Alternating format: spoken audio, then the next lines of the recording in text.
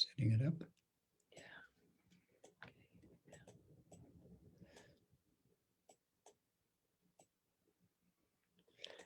Hello, everybody. Here we are on the good of the whole connection field.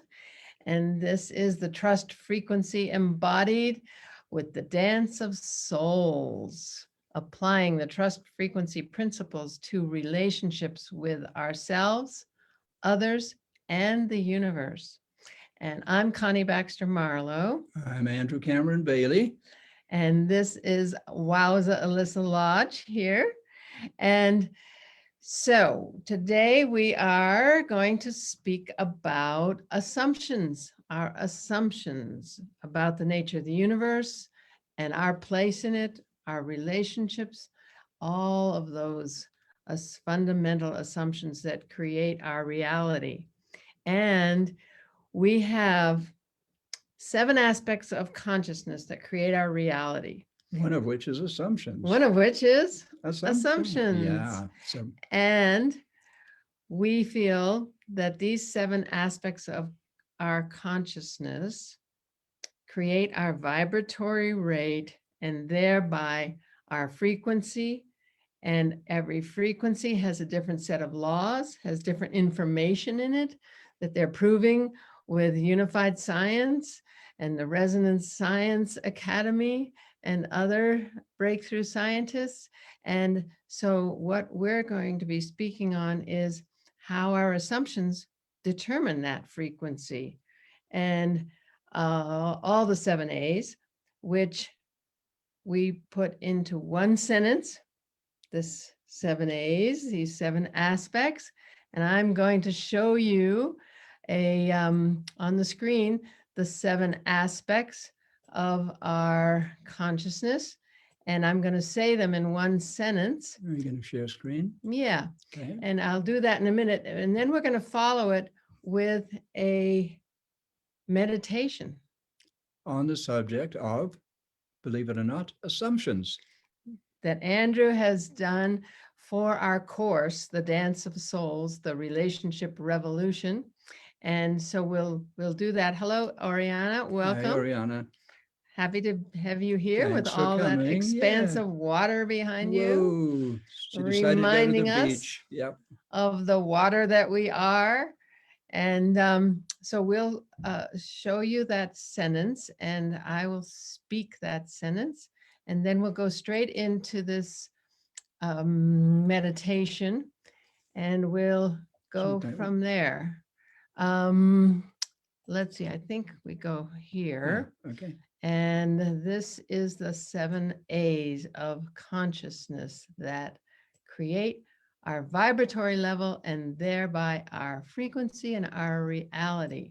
So here we go.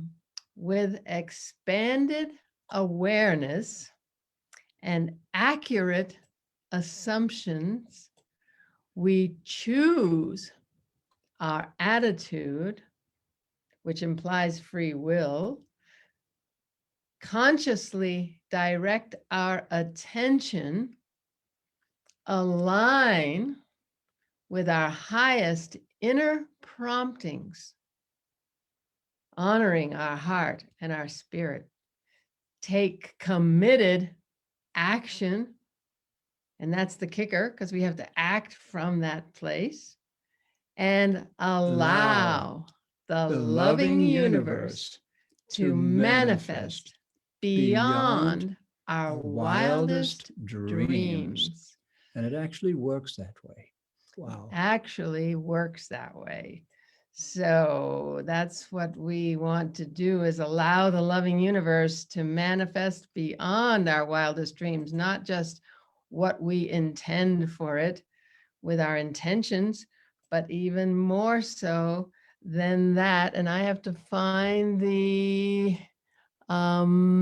meditation. Here it is. There it is. And You so, want to fill the screen with it? but yep, I'm going to fill the screen with it right now, and we'll go with this meditation.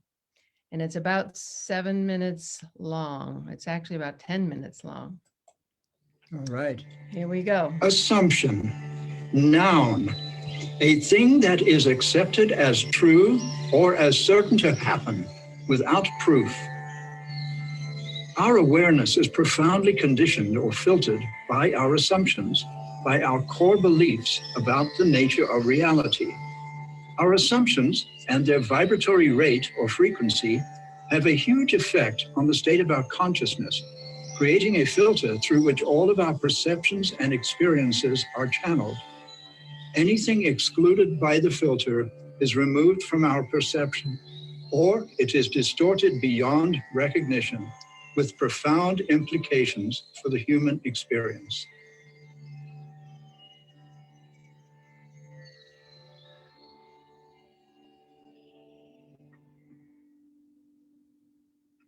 Assumptions.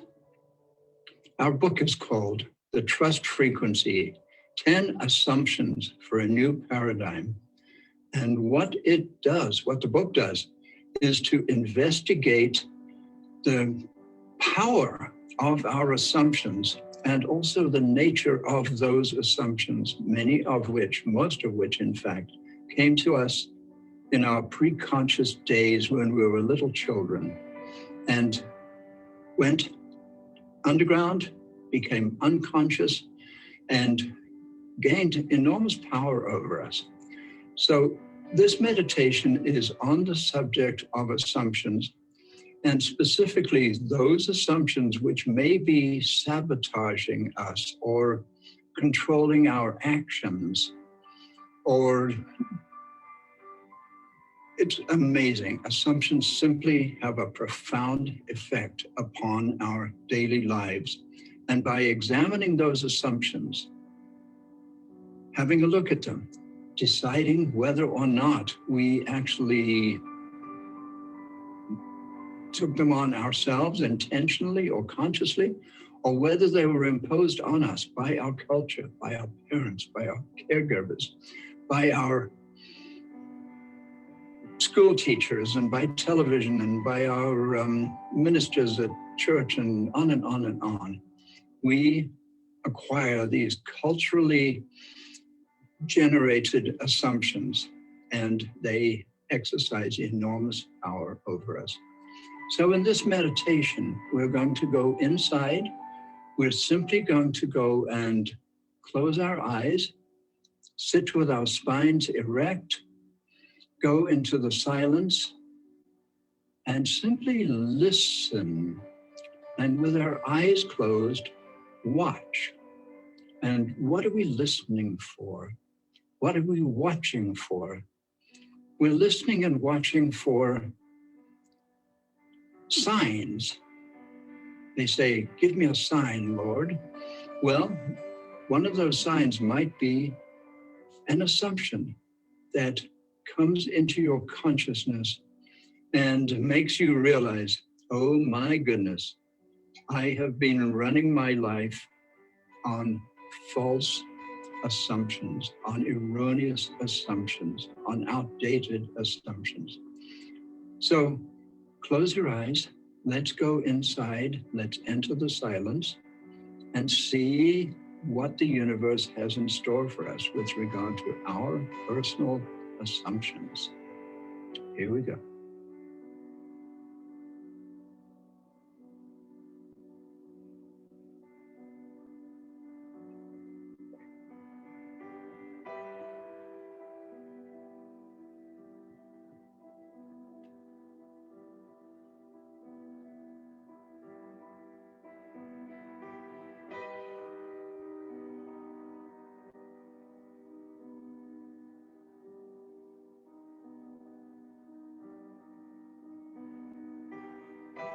Don't try, don't think, don't try to compel yourself to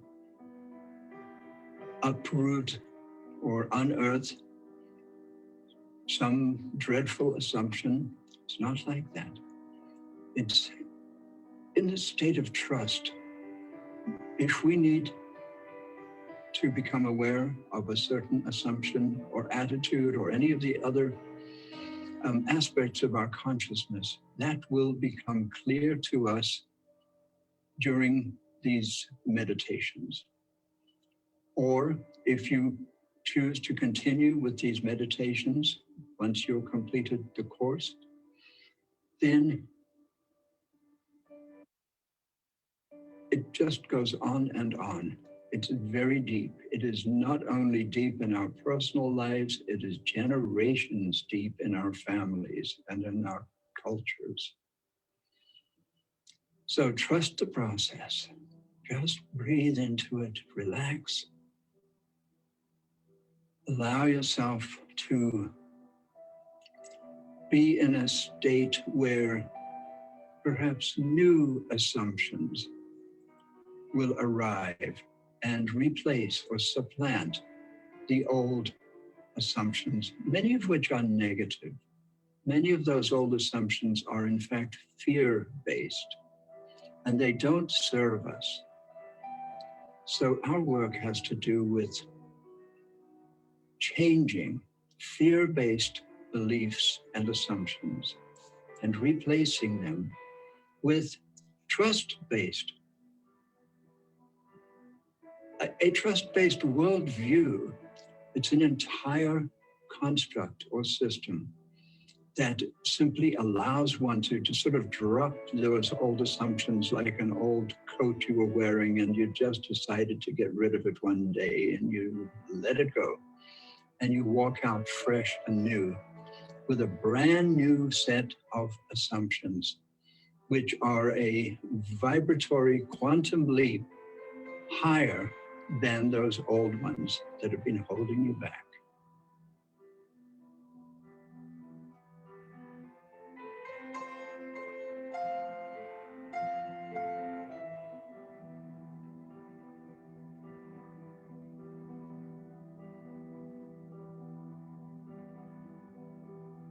See whether in this beautiful, vast silence,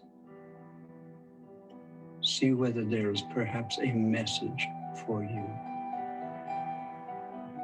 And it doesn't matter if there doesn't seem to be one. These messages often come at the most surprising times. Sometimes they don't come at all in an obvious form, but this inner change just happens because once we're aware that there's even the possibility that we have erroneous assumptions that are controlling our behavior and our thoughts and our feelings and our relationships. Just that knowledge changes everything, in fact, because those assumptions, even though we can't identify them specifically, we now know they exist. And by simply inviting them into the light, inviting them to emerge, to come up and allow us to look at them, there's a very good chance that an entire collection of useless, outdated, old assumptions will simply go away.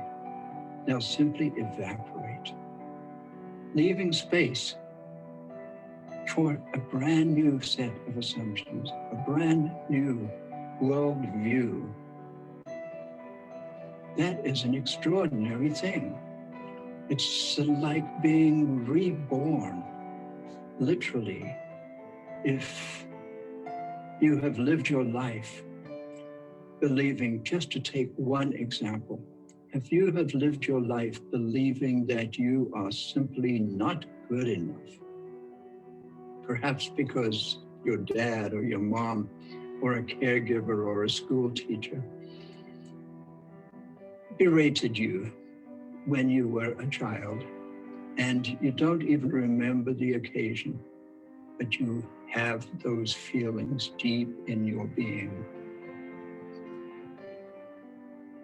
And once they come to consciousness, they will simply evaporate and be replaced with trust-based beliefs, trust-based knowings about yourself about the reality of the universe we live in, about the extraordinary nature of this conscious, loving universe, of which we are an inextricable part.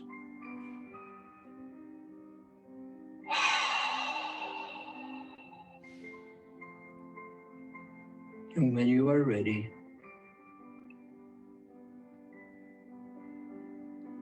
come back into your body, wherever this journey has taken you, and open your eyes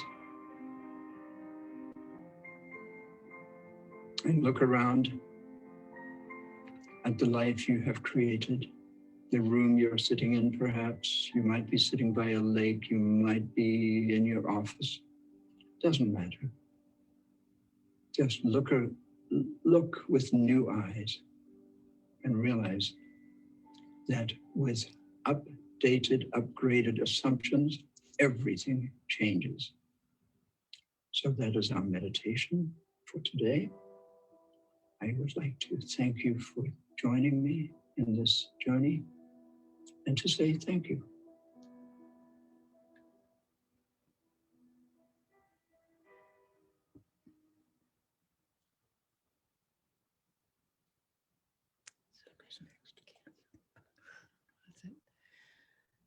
So thank you, Andrew, for that beautiful meditation. Wonderfully done. Yes, it takes us places, into unknown realms, that space between our conscious mind and our subconscious mind, where the divine lives, the true nature of the universe lives, our true nature as divine beings.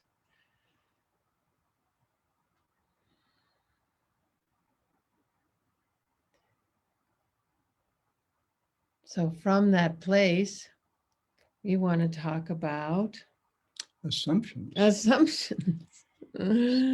So I imagine everybody will have got something from that meditation. Just when did we last stop and do nothing but ponder the fundamental assumptions that run our lives, that are in fact the operating system upon which we base everything we think and do? So our book is subtitled 10 Assumptions for a New Paradigm. The trust frequency, 10 assumptions for a new paradigm. And the first assumption is the polar opposite of what I was trained to believe as a young student of science. I came up, I was raised in the reductionist, materialist, Newtonian, Descartesian paradigm. And the universe, from that perspective, is nothing more than a gigantic machine. It contains life, obviously. It contains the entire biological realm, but it is not in and of itself alive, according to that vision. In other words, it's a complete waste of time speaking to the universe. Therefore, it's a complete waste of time praying to God, because God is the universe. So this split in the human psyche that occurred exactly 400 years ago, my friends, is what we are now reintegrating, bringing back the fragmented parts of our beings and our minds. If I believe the universe to be nothing but a machine, a lifeless machine that does not even know I exist, and somebody comes to me and says, excuse me, but actually, the universe is conscious. It's alive. It loves you. It contains you. It supports you the way your mother's womb supported you before you emerged into this life. How different is that to know deeply that you are contained and supported and nurtured and loved? in exactly the same way you were inside your beloved mama. And we've all had that experience. We may not remember it, but each and every one of us has spent 9 months in that state of comfort, of security. And then we came out into this rather scary, different world and all the challenges we face. So the first assumption, the very first of our 10 assumptions, turns everything upside down. No, sorry, we do not live in some kind of big clockwork mechanism. We live in a conscious, loving universe. That assumption alone, I think you agree, literally changes everything, changes the way I feel about myself, changes the way I relate to existence. And there's 9 more. So if you can just imagine the power of changing our assumptions, where did we get these other ones? Many of them are culturally imposed. They came to us as little children, and they go back generations and generations and generations. They go back literally thousands of years. You can probably go back 4,000 years, 5,000 years, 6,000 years, and find the roots of your present day current beliefs that no longer serve you. So is it possible to drop them and to change? We say yes. We say yes. And one thing we add is our second assumption, which flips everything. It resolves that paradox that Andrew just presented with a conscious, loving universe. If it's a conscious, loving universe, then what about all those things we see as not love? What about those teachers who degraded us? What about the abuse in our families? What about all war and famine and all the horrible things that are going on? How can it be a conscious, loving universe? Well, we resolve that paradox by saying we just don't understand the nature of that love that drives and is all things. Absolutely. We ask for people to take it as absolutely true, these assumptions, in order to flip one's paradigm. And that love is unconditional. It means by unconditional love, it gives us everything we ask for. Okay, did we ask for this things we see as not love? Well, in this construct, yes, we did. Because we're on a journey to wholeness. We gave permission, an overarching act of free will when we incarnated, to go on this journey to wholeness. And we don't know another person's journey. We don't know a soul that came in to die by murder, to die by starvation, to be in a war. You know, it's a huge leap beyond good and evil, right and wrong. So we just want to throw that out for this conversation about assumptions. We bring this in every time just because it's the construct for our relationships. Those relationships we see as not love are in fact love. They're showing us the parts of ourselves that we love and that we don't love. And so then we have the 7 aspects of our consciousness that we just talked about. I just gave that sentence, that are our requests to this conscious, loving universe. Those 7 A's, those 7 aspects of our consciousness. So we'd like to open it up now and to Wowza and Oriana, if anybody has any comments on this construct, because we want this to be a conversation. We don't want to be just presenting, but we just want to give the context of assumptions that create the big flip for us to go from victim to beloved. We're not victim of circumstance. We're the beloved of a conscious, loving universe that's taking us on the journey we said we came to planet Earth to do, to come to love all of ourselves. So we align with our divinity. We bring our true gift to the party that all of creation is waiting for. And then we turn from blame and shame to gratitude to the universe for taking us on this journey. So wowza, you have some thoughts on this? Wowza, Matt? Yes, yes, Yes, yes, yes. quick question. yes. Wowza, Oh, how do we embody? How do we bring this into the room, into our bodies, and so that we can dance it and live it? ooh.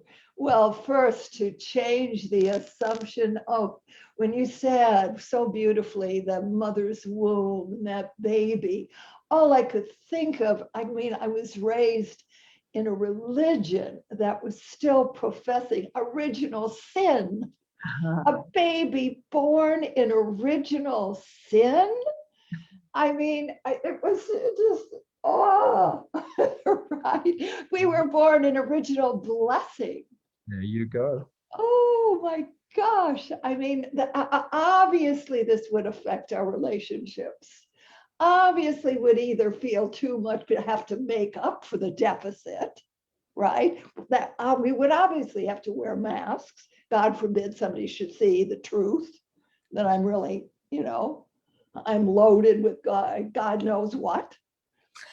And then, or self-grandize ourselves, knowing that there's something more powerful there. So having to, puff out the chest and be strong and bold and make other people less than. So that I feel is a big one. And the second one I just want to put out in terms of embodiment, busting loose of the aging game. That belief that you reach a certain point and then it's downhill all the way. And let me say, wowza is 84 years young and getting younger every day. Yes. Getting newer every day, Newer, as like Barbara Barbara used to Marx say. Hubbard would say. Yeah, I mean, that's the result of changing assumptions. That we are getting newer every day. We're getting smarter. We're getting more enlightened and enlivened. The more we keep growing and changing and adventuring into a world that is truly loving. When we know it's a machine and existential boundaries everywhere, separation, limitation, and lack, hard to keep growing. Yeah, who made that stuff up? Oh, It was the energy. And to me, it was the energy. It was the field. It was the vibration that the earth was sitting in that affected everyone on the planet. Oh. All races, all colors, all cultures, no matter what, were affected by that lower vibration. And that's what we have to understand as we evolve into this higher one and we get out of shame and blame and victim and perpetrator, because we all did it. yeah. So it's not one race that's worse than the other or better than the other. We've just got to come to that place. Seriously. Oriana, do you have a gem of wisdom and love? Not sure about any gems, mind you, but we'll see. You're full of gems, my dear. Full of gems. That's it. Let us love you into expressing your beauty and gems. Just a little gem. Let's see. Well, the assumption that we're physical forms made of matter rather than flowing water in a physical world, I think is probably the biggest assumption I'm coming to terms with, and by that I mean that evolution encoded water forming life and returning to water being the origin of life as a sentient being, that consciousness flowing into form from the formlessness. So assuming we're water, as I do anyway, I'm assuming I'm water. And how does water flow beyond our assumption of age? I love wowza, you are my role model. Oh my goodness. Yeah, what is it that allows us to be beyond what our physical limitations would assume we should, or somehow not quite sure. I'm just suddenly hearing, my grandmother, Swiss German Nana, now young lady, you behave yourself. I am behaving myself. Myself happens to be mad right now. Ew. Apparently being yourself got you in trouble and set in the corner for a while. So I think there's a whole lot of assumptions that are, just for just a little person growing up, that kind of assuming how the world works in the very short term. I also, though, wondered, Andrew, when you were saying that 400 years ago, we're recovering from this split, and I'm not quite sure what you were referencing. Was it the split of science and religion, or something more fundamental? Precisely. Science and religion both changed profoundly exactly 400 years ago. By the 1620s, there was a shift going on. René Descartes was a very powerful French philosopher thinker who really brought on this materialist paradigm. A little later, 1643, we have the birth of Sir Isaac Newton, one of the world's great thinkers, a very religious man and yet a very rigid scientist. So this whole materialist, reductionist scientific paradigm came into being over that century, the 1600s, at the same time as the Catholic Church lost control of a large swath of humanity. And we had the Protestant revolutions and all of those unfoldments and all the wars that accompanied them. All of those things happened 400 years ago. The Mayflower Pilgrims who landed on these shores exactly 400 years ago, interesting, and met their first Native Americans literally 400 years ago next week. Very interesting. So here are these cultural changes. There's the whole evolution from monarchy to democracy. There's the whole evolution of a sort of the church and the Pope and the Vatican tells you what to think and believe. And if you don't think and believe that way, guess what happens, Galileo, etc. So this breakthrough for humanity that occurred at that time with all of the struggles that accompanied it, but which put us where we are and triggered what we are today. However, industrial revolution, etc., etc., etc., we find ourselves challenged. We find ourselves having damaged our planet. We find ourselves having damaged ourselves and each other. The history of this last 400 years has been a lot of violence as well. So it's a time now to come, to reintegrate, to come back together and to keep the good stuff and to dump the stuff that no longer serves. And the Unified Physics, which you're very aware of, Oriana, the Resonance Science Academy, who has a free course, by the way, go to resonancescience.org. And they are showing that, as we're saying, that the different frequencies have different information, more information in the higher frequencies. So what I've been saying is the laws are different in the different frequencies. So as we come to understand what creates our reality, the whole observer effect, that we actually create reality with where we put our attention.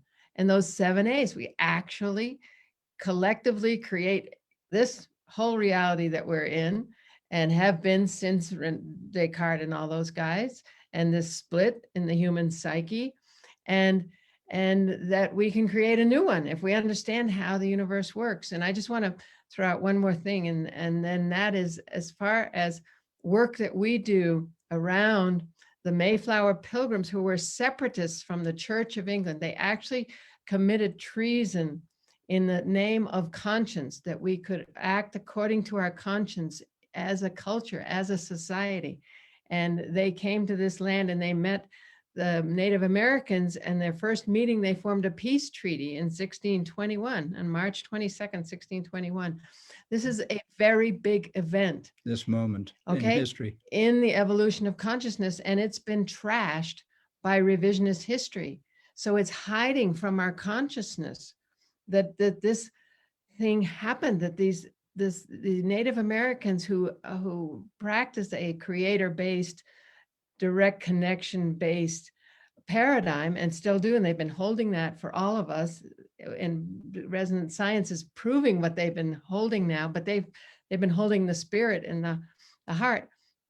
And so this is really a very big deal, and we're revising revisionist history, pointing this out, that a synthesis occurred between the Mayflower Pilgrims and the Native Americans during the 54 years of peace at the founding of this nation. So I don't want to go on about it, but it's a big deal, because we're calling colonization, okay, we're damning the colonists, when in fact, I believe it was the scientific paradigm that separated us from nature and said, okay, go out and do whatever you can, and catch all the whatever, and chop down the trees and do whatever you, doesn't matter.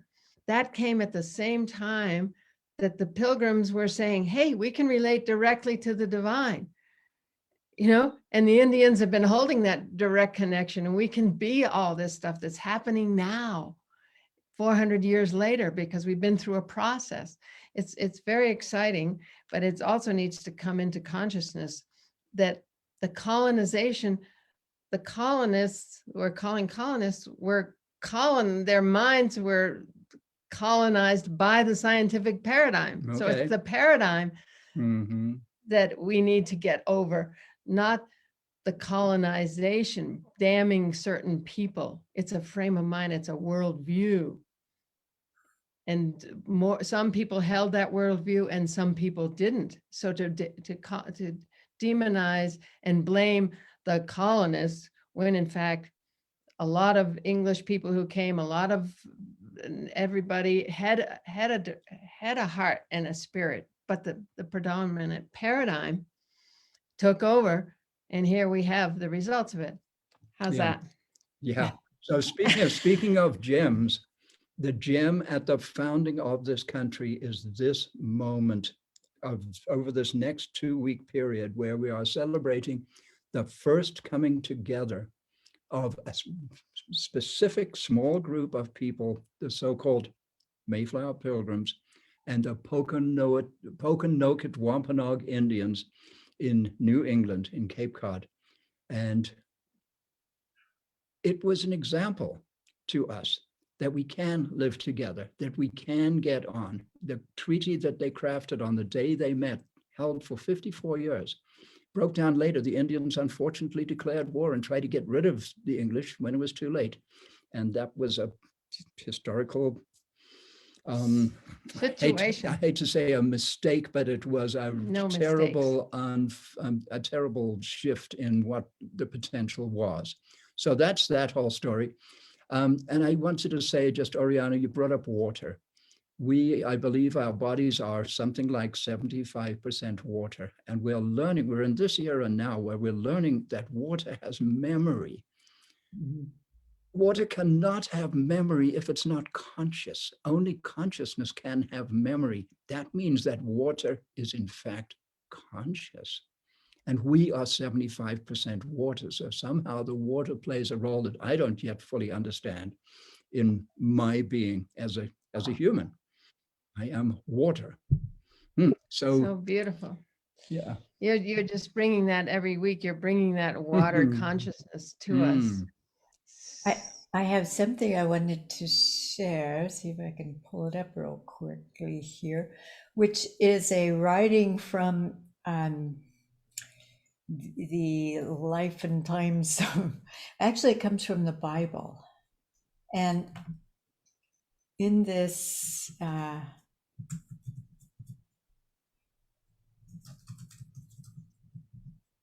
It says, and I think this is interesting. I'm not sure exactly if I have a date on it, but it has to be about that time of the Johannine comma, as it says. But what happened is in the Bible, when you hear the passage, for there are three that bear record in heaven, the Father, the Word, and the Holy Ghost, and these three are one. And there are three that bear witness in the earth, the Spirit, the water, and the blood, and these three agree in one. But the actual passage that's verified from the Bible is there are three witness bearers, the Spirit, the water, and the blood.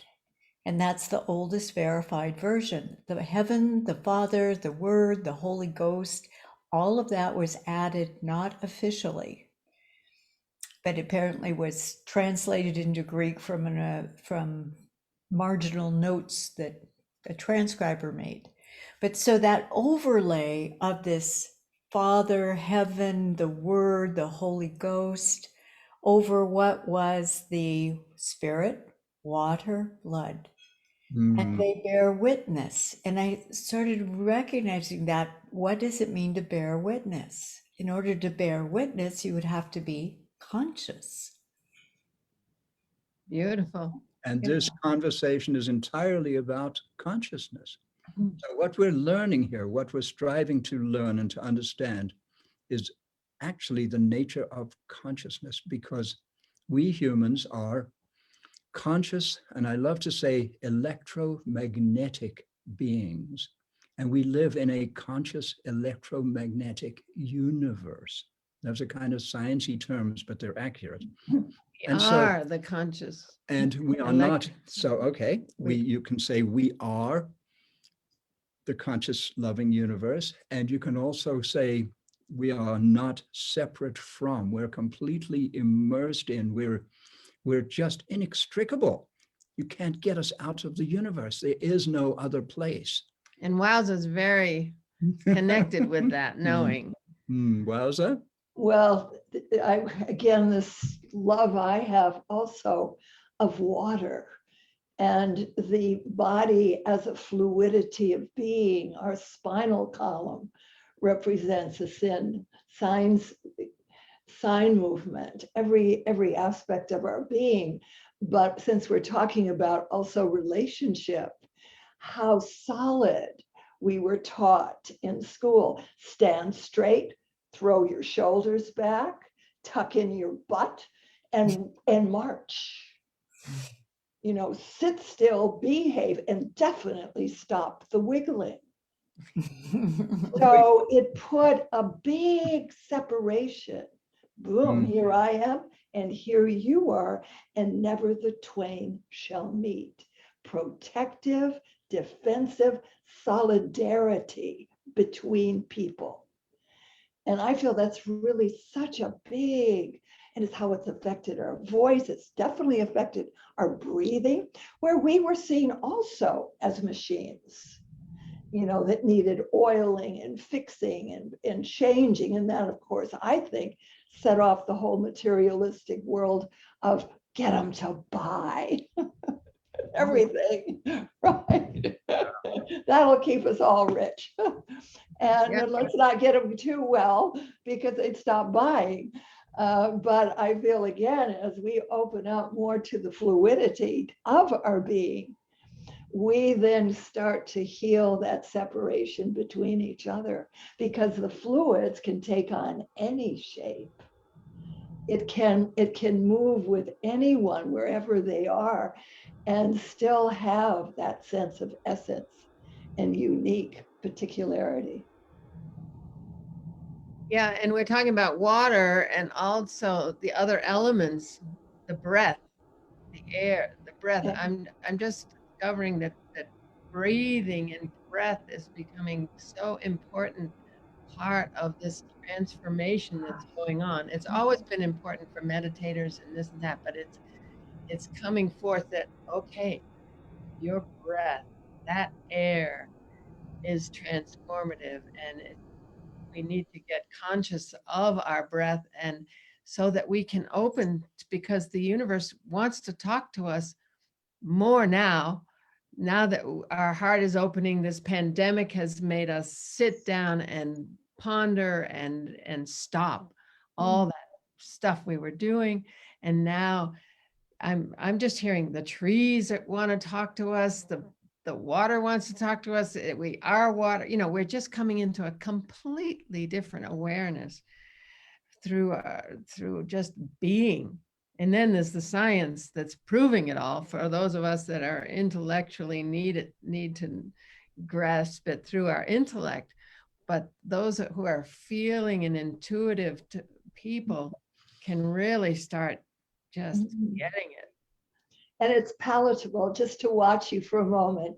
It's where the life force is the prime mover, even through our language, even through our words. See, as the body becomes more fluid, so is our language, so is our expression.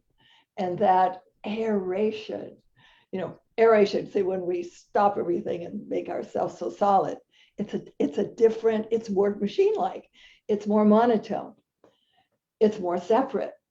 And the moment, see, oh my goodness, I can waft closer to you, and I can also move away and see a bigger picture. And I have all these different options in any moment to pull in information from all these different frequencies that are available to us now. So we have about another 10 or 15 minutes. And I just would like to bring us back to the beginning then. Assumptions, the role of assumptions in the way we experience the universe, the role of assumptions in the life we create. Literally, assumptions are foundational. We talk about our core beliefs or our fundamental assumptions. They are the foundation upon which we build our lives. So the first assumption, we live in a conscious, loving universe. The second assumption, the universe loves us unconditionally. It gives us everything we ask for. It's just like that loving mother when we were in the womb. It provides all of our needs, and it knows exactly what we need because we tell it what we need through our consciousness. Because the third assumption is we create reality with the power of our consciousness. So as humans, as individual humans, we have immense powers, and collectively we have the power to change the world, and we have changed the world. And now we've got to look at it and say, whoa, we changed the world less than consciously. Just to take climate, for example, we've got a job to do now to stop, and we've been compelled to stop and look around and say, okay, how are we doing?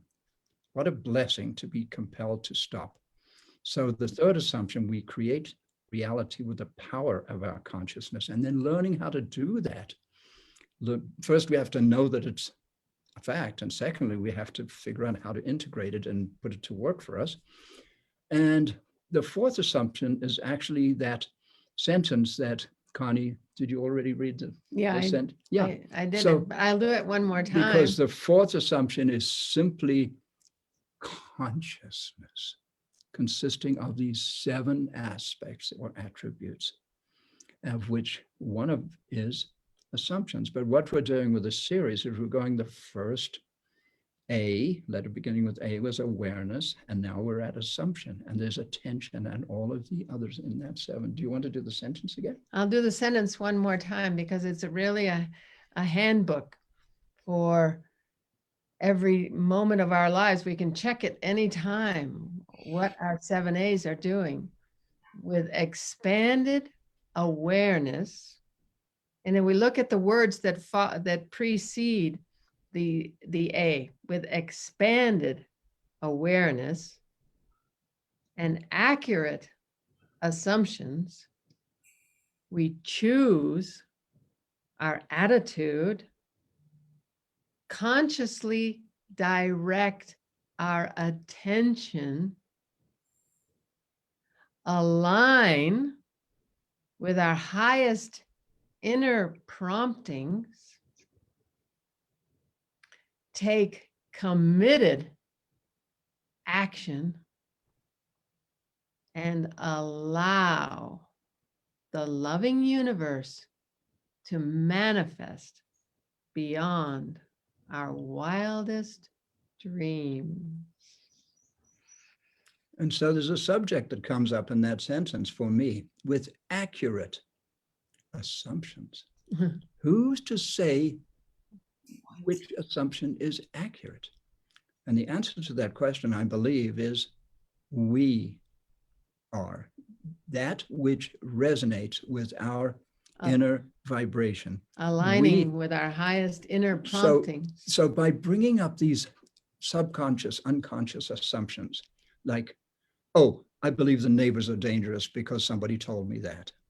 Did I consider that as a child? No, I was told that, I heard that, and I became racially prejudiced as a result of that. It is time for us to look at our assumptions, our fundamental assumptions. And as far as what is accurate, that's up to us. We have the freedom of choice to determine that which is accurate or not.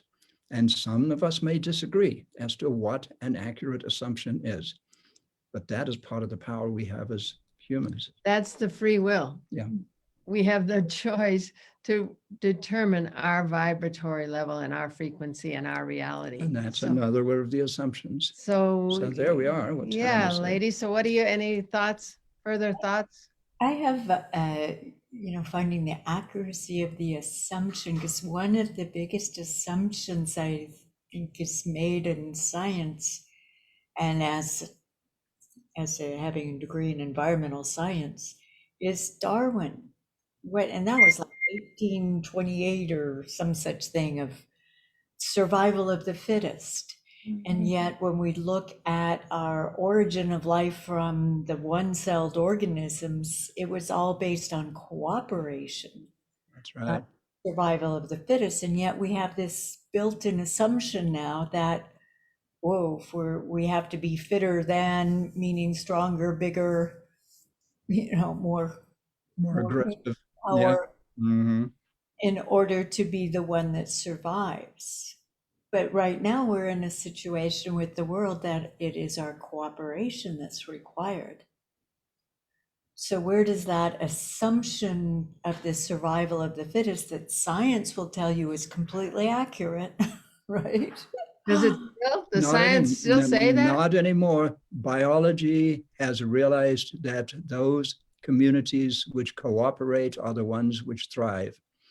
And so it's actually that, in a sense, I believe that was a misreading of Darwin. But we have this heritage, Descartes, Newton, and Darwin, those three men who brought to us this rigid, rather bleak reality.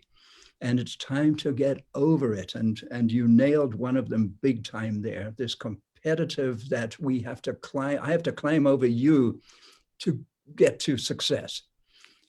Give me a break. That's not how it works. That's not how reality works.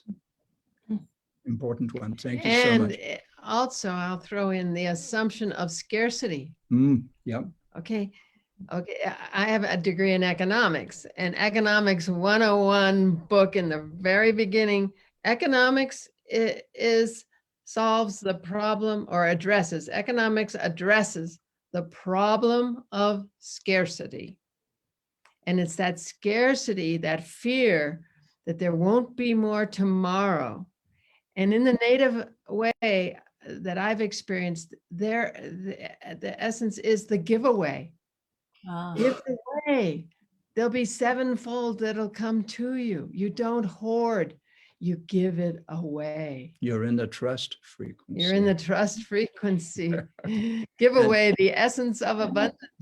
Once you're in the trust frequency, that whole competitive neo-Darwinian thing just drops away. We can do that as well. Because that information, that more information that's in that frequency is more abundance than we can fathom. Like Jesus with his loaves and fishes. Out there in the black energy realm, the dark energy, there's so much. We can only detect, 4% of the universe? We can measure its mass, but 96% of it is non-measurable. We can't find it. There's just like to make one more comment, guys. I have to go.